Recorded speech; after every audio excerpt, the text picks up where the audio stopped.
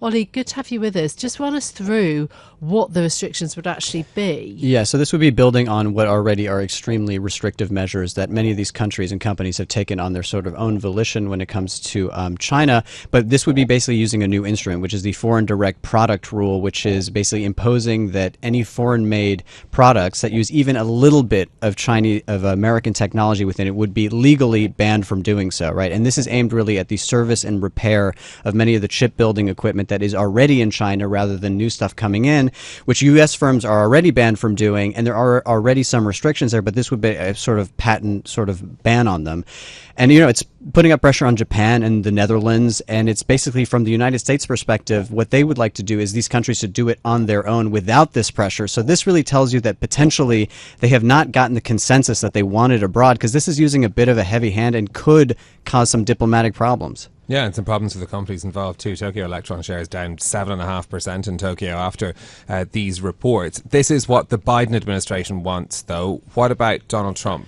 Yeah, so listen, I think that from the Chinese perspective, we had a lot of reporting on this, and I've met with Chinese companies operating in Europe that sort of are thinking about this going forward. They really see basically no difference between Biden and Trump and don't really have a huge preference about who comes into the White House. They both see it as, intensely negative for China. Trump, of course, has vowed 60% tariffs across the board.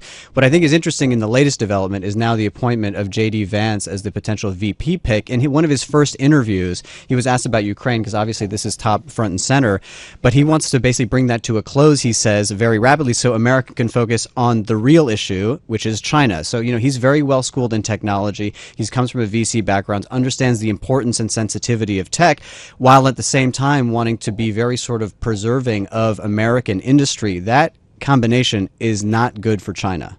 Yeah, and Europe is stuck in the middle. What are they going to do? Absolutely. They've wanted to play slightly more of a hedge role, a slightly more diplomatic role throughout this in the beginning. I think that has changed a little bit. I'm here in the UK because we're going to the EPC meeting where you have European leaders coming to discuss a number of issues, and I think China is going to be, front and center for them. But could this FDPR, this bill that the Americans are proposing, be a little bit too heavy a hand? Could this stop cooperation? Would this move, the Europeans a little bit? They've also voted this week on the Chinese tariffs on electric cars, because remember, these were provisional tariffs.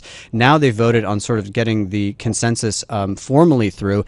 From what we understand in our reporting, Germany abstained from that. So it shows you that there is actually not full consensus within Europe. All the German car makers from the beginning have said, hey, listen, we welcome competition. This is a good thing. We do not want trade restrictions.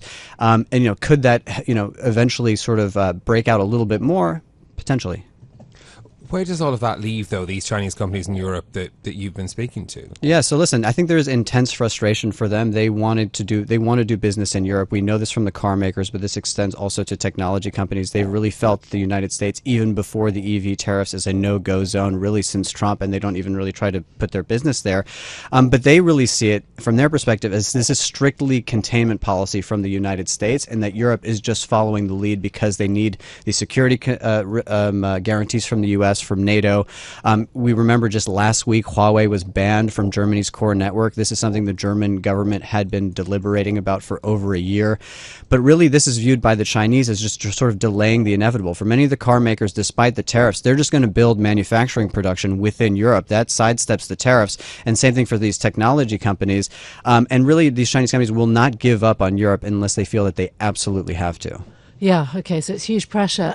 In terms of the European Political Community Summit, though, that is taking place, obviously this is the first major event under Keir Starmer as Prime Minister. He's going to be meeting all of those European leaders. What are you kind of expecting from that? Although I have to say, not Ursula von der Leyen, right? Yeah, so what is really interesting here is obviously this is the first sort of Labour government I moved to the UK 10 years ago, 2014, when the referendum was promised, and the entire story, for the first few years I was here was all about Brexit and just sorting that out. So now after that sort of traumatizing and painful process for everybody involved trying to figure it out, now it's really a new government that is admittedly from the beginning less hostile to the idea of being part of Europe. The question is, one, has public attitudes in the United Kingdom changed at all versus, their view of Europe? Does that give Keir Starmer a little bit of room? I think that really for him, this is going to be establishing these relationships and really beginning the conversations rather than getting anything too concrete. I think where they hope to make progress is around these sort of formal security and defense agreements. Now, the degree to which you can make anything formal, given the sentiment of the UK and the UK population, I don't know yet. But this is going to be really the conversation front and center there.